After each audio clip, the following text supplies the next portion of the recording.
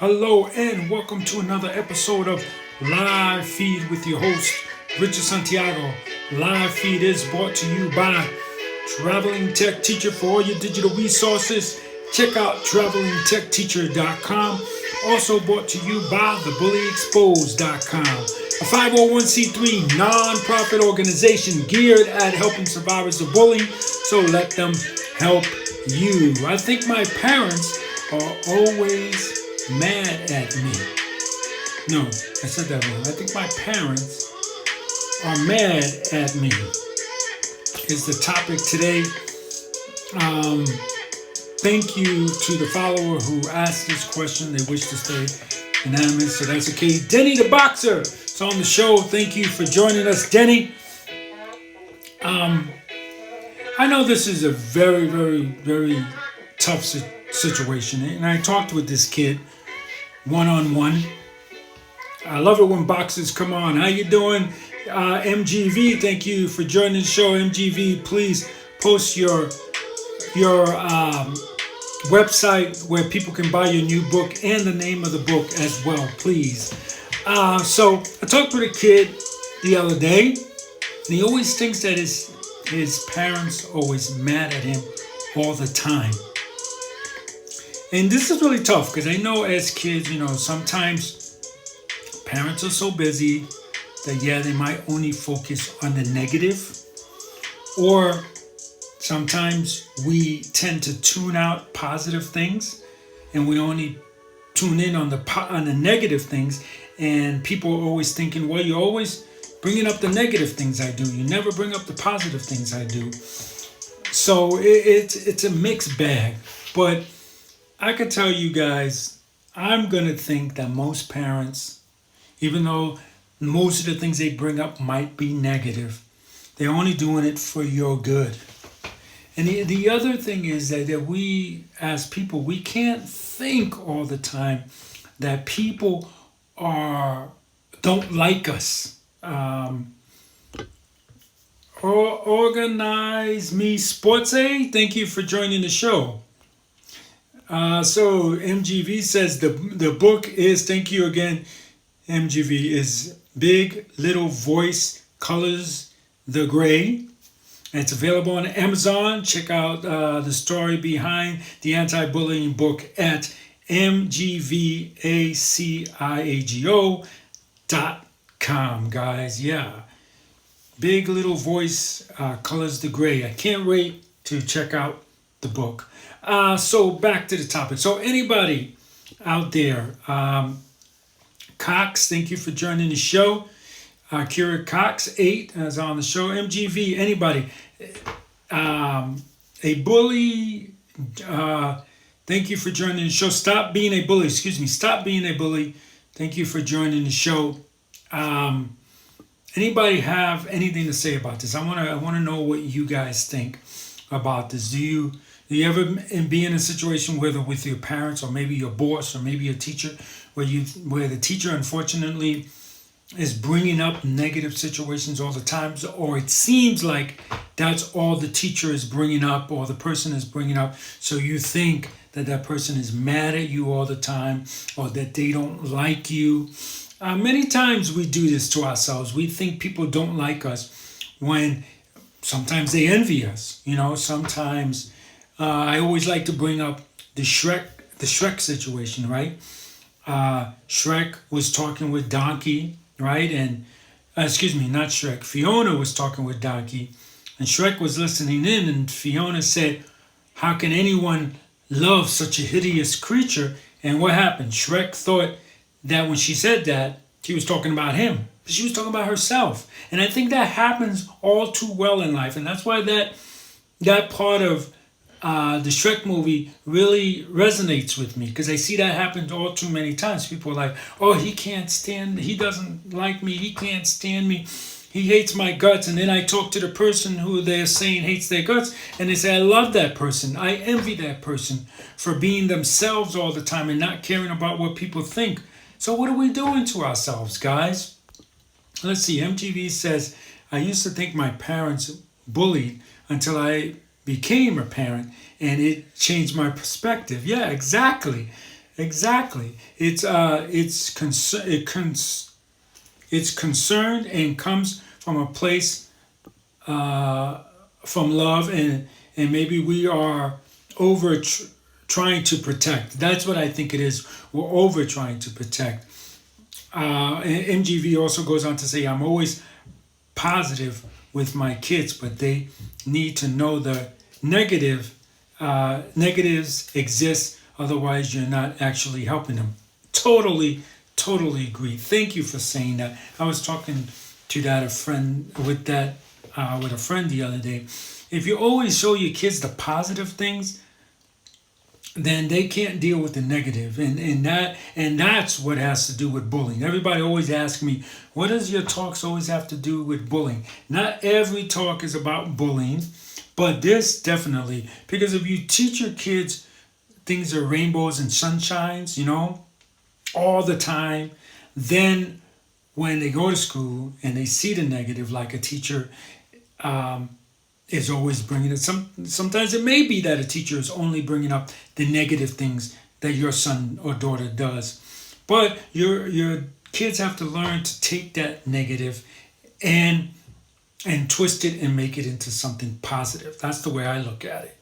We can't control what other people do. So, in that message, even though the person might be bullying you, so to speak, even though the person might just be seeking negative things that you're doing, in there is a lesson, and you gotta look and find that lesson. That's the way I always look at life.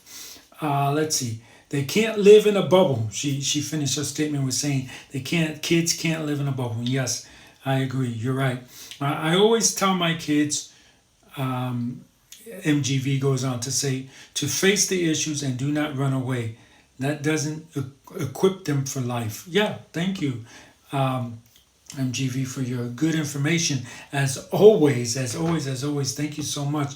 And that is so true. That is so true. And let me tell you guys again, Big Little Voice Colors the Gray is available on Amazon, guys. Okay, check out the story behind the anti-bullying book at mgvaciago.com. All right. So let's see. We got some few people that come on here. Cox, what do you think about it? I want to get your point of view. Hope Giving Foundation, UG123. Thank you for joining the show. And JoJo's on the phone. JoJo Baby Legs. What's up, JoJo? Oh, JoJo's gonna have some goods. JoJo always has something good to say. So JoJo, I think my parents are mad at me all the time.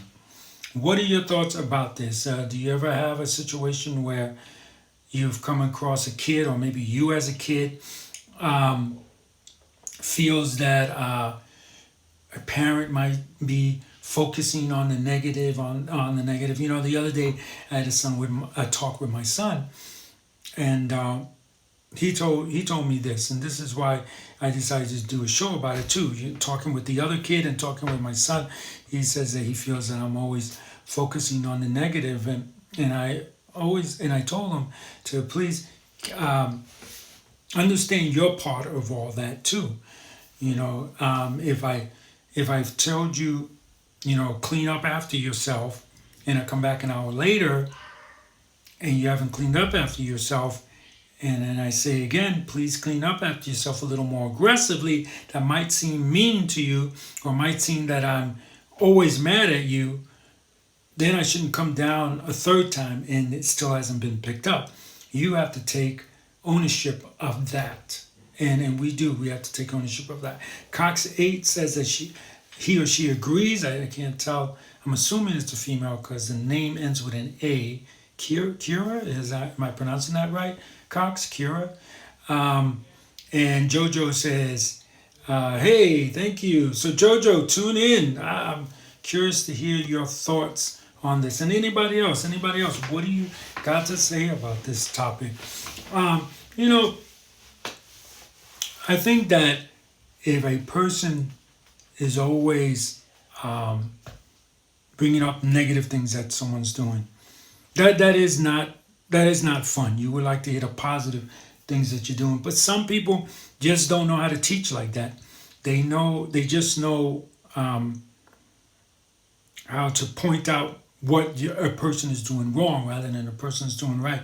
We still have to learn not to take it personal and to think to ourselves, if the person's not really yelling, if there's not sarcasm with that, maybe the person just doesn't know how to say, hey, you did this and you did this good, but you kind of did this wrong. Let me help you with it, and stuff like that. Because I used to have a chef when I was in college, and he would always jokingly say the negative things, but then he would always come up with a "you did good," at the end of the day. So be sure to tell your kids, always end the note in a positive way, I guess, is a good way to say it.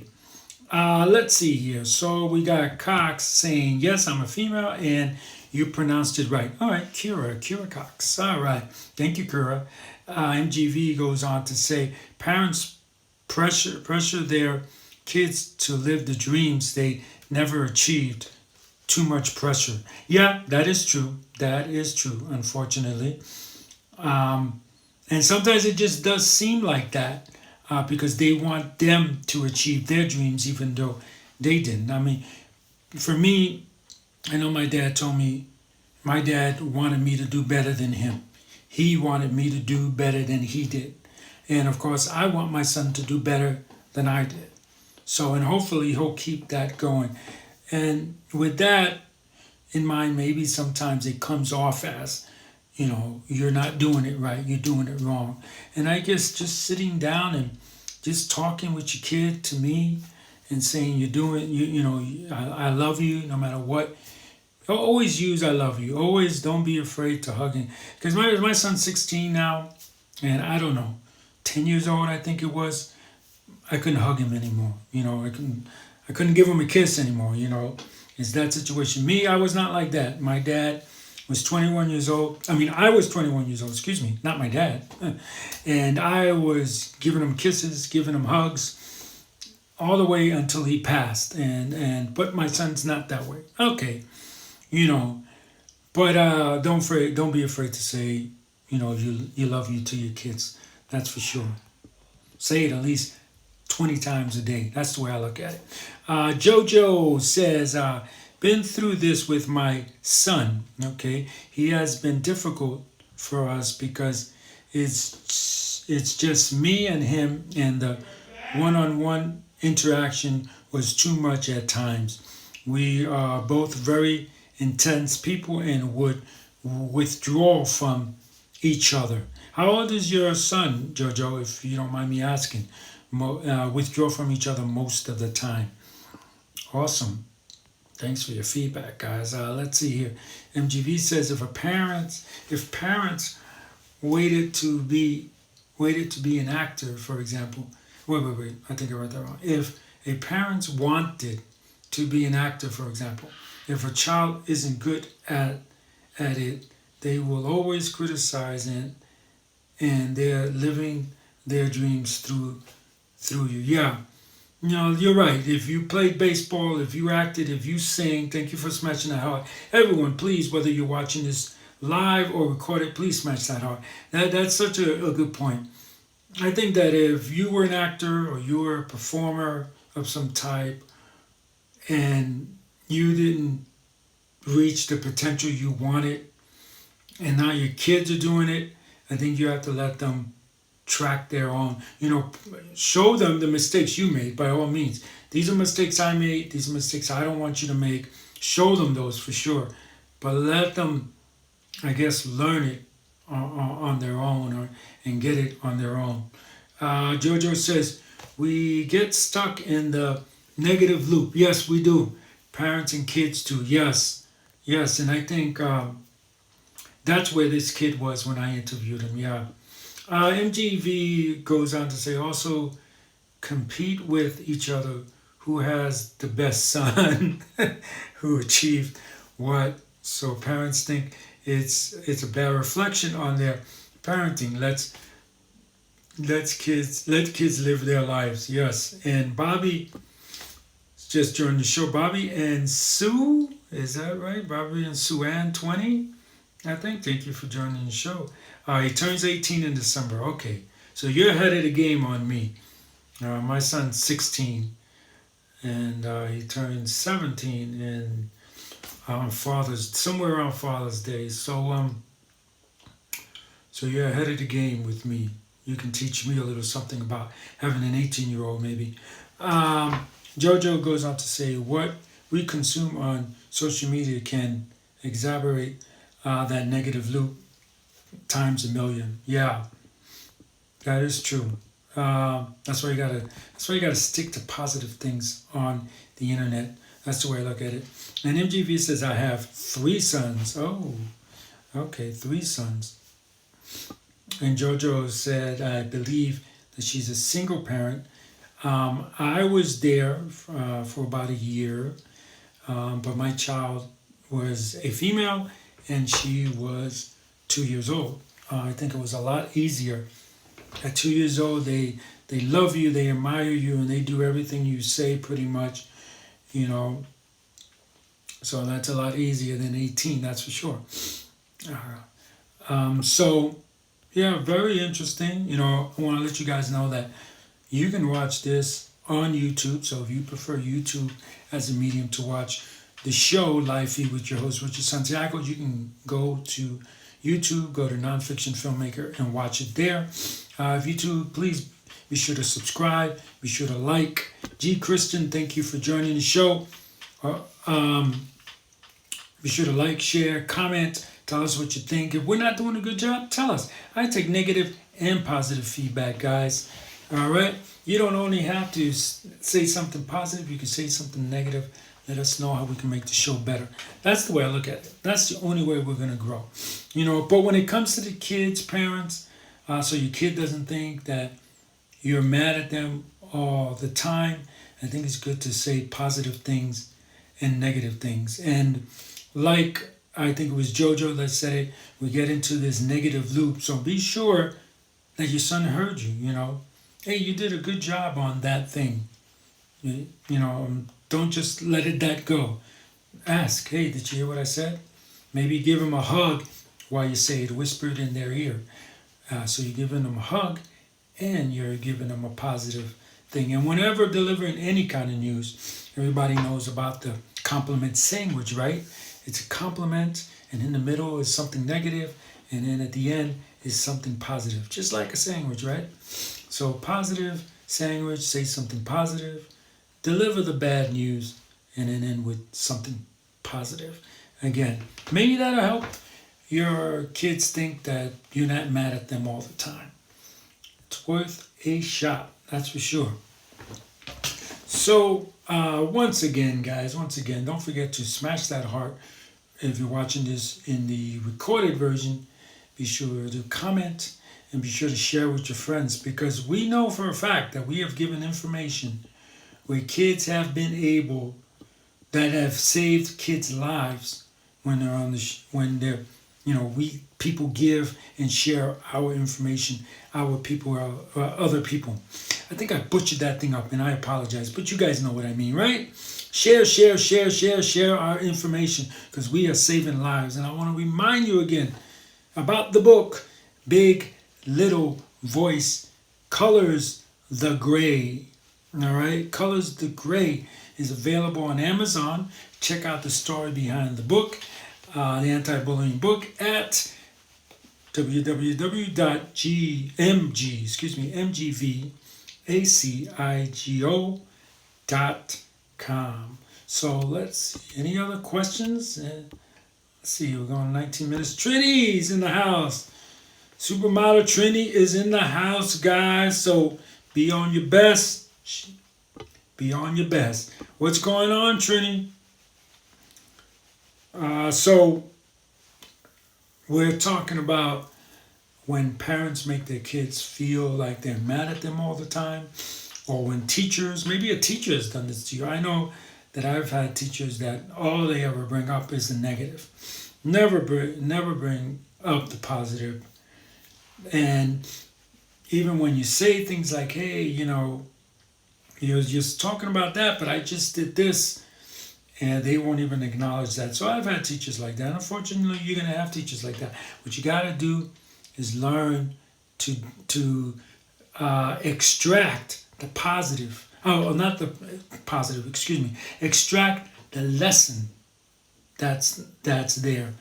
Because whether someone likes you or someone doesn't like you, if they're giving you negative feedback, there's a lesson in there, and you got to find it, because some people are just too stupid to come out and tell you how things are, or to that effect. So we sometimes have to find the message ourselves, especially young ladies. When unfortunately, young ladies, when you're dealing with guys that may not like girls being in certain positions, or women being in certain positions, and they're giving you feedback. They might give it to you in a rude, obnoxious way, but we have to find the lesson in it and extract that out and leave all the crap behind, right? That's the way, that's the best way, I think, to do it. So let's see, Trini's still on? Yeah, Trini, so what's up with the dog? Anything new today? Any new things with the dog? Are you able, I'm curious, are you able to put the dog on its back and it stays there? That is a very important for all you guys that have dogs, that are thinking of getting dogs, that want to get a dog. One of the best training things I've ever was taught was putting the dog on its back as a puppy. It's gonna fight you. It's gonna want to get loose. Some people might think this is mean, but it's not. You hold the dog down. It's a puppy, so it's really not gonna win that fight. Eventually, it'll stop and it will submit, and that's what you want, because it'll submit and accept you as the alpha. And that way, if you have a big dog like Trini does, or like I do, I have a Rottweiler. Trini has a Doberman Pinscher, I believe. It's not going to bite someone, because that's very key and important. In some countries, the dog bites someone, they just put it down. They just put it down. So if you don't want your beautiful dog being put to sleep, you got to train it not to be aggressive, and train it to listen to you. Well, be aggressive, yes, because especially if you're a single person, and you buy the dog, and you bought the dog for protection, it's good that it's aggressive. But the main important thing is that it listens to you, and that it respects you and does what you say. Let's see. Trini says, nope, his teeth are falling out. Oh, okay, that's always fun, and you find them laying around the house. Yeah. Do you save them? Is that weird? My first dog I ever had, not as a kid, as an adult. Okay, I was probably 21 years old when I moved out away from my parents. My first dog I got, his teeth fell out. I saved it. Now, no, not so much. It's not a big thing to me anymore. I guess when you have several dogs, it's not a big thing anymore. Let's see. He does for a bit, but he's so heavy. Yeah, Trini, I know he's heavy and he fights you, but now is the time to start doing that before he gets really, really super big. I shock my friends all the time, because I have friends that have little dogs, and they're like, I can't control my dog. I'll tell my dog to lay down and get on its back and submit, as big as 90-pound Rottweiler, and she does it. That's very important. And I think, and I'm not trying to shame you in any way, Trini. I think that when you first get a dog, that puppy just weaned off the mom, I think that's the best time to start practicing that, because they're not very strong. It's like, think of it, it's like an infant. You're telling an infant, get on your back. Is he really going to fight you? No, and like I said, and a lot of people think that's mean, that's the worst thing you can do. But like I said, if your dog is out of control and either runs and steps in front of a car and is killed, or bites someone and then has to be put down, I think that's a lot meaner thing to do to your dog than to hold it down when it's a puppy. That's the way I look at it.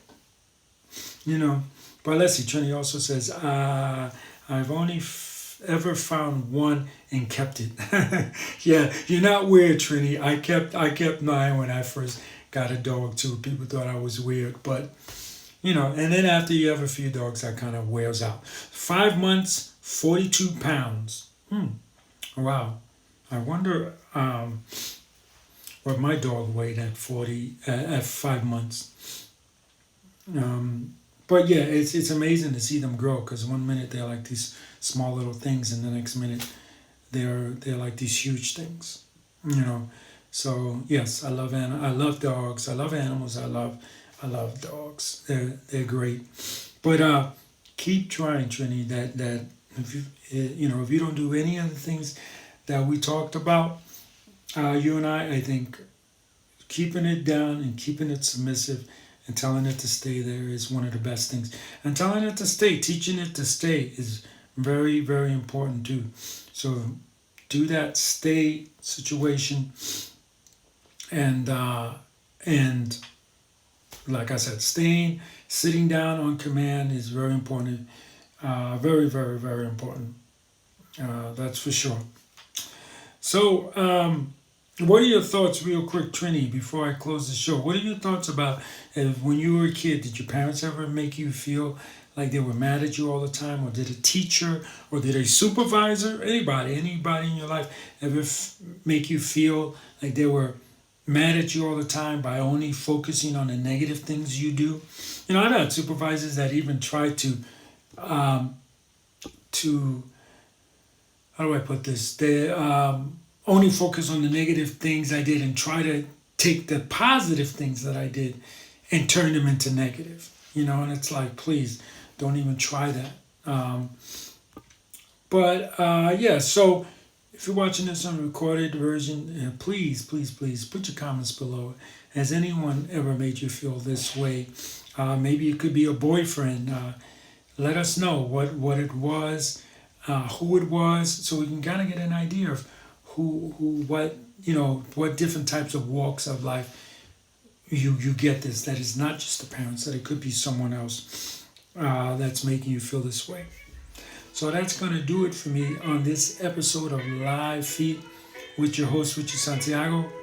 Remember, you can check us out at Nonfiction Filmmaker on YouTube if you prefer watching your shows on YouTube. Be sure to subscribe, smash that thumbs up, and comment, and tell us what you think. Tell us what you want to watch. Trini says, I think as kids, when we get mad with our parents, it's because we don't get our way. I agree on that. But all in all, our parents only want the best for us.